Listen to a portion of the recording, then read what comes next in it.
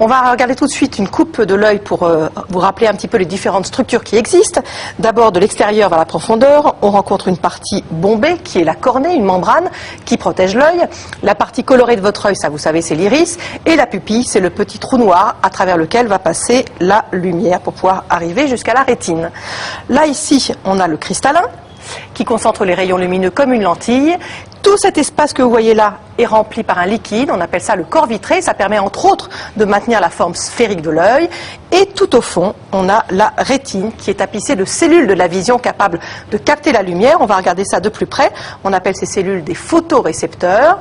Alors certaines sont spécialisées dans la vision des couleurs, ce sont les cônes que vous avez ici, et d'autres dans la vision du noir et blanc, ce sont les bâtonnets qui permettent notamment la vision de nuit. Alors vu la complexité de l'organe, on mesure le nombre de problèmes qui peuvent le toucher, puisque toutes les structures là qu'on vient de citer peuvent être concernées par une maladie, un traumatisme ou un défaut. Et avant de voir ça, on va comprendre comment ça fonctionne un œil. Quand vous observez une fleur par exemple, eh bien les photorécepteurs de la rétine dont vous a parlé Marina captent la lumière que renvoie la fleur et forment une image à l'envers sur la rétine. Et puis ensuite ils vont produire un signal électrique transmis au cerveau grâce au nerf optique.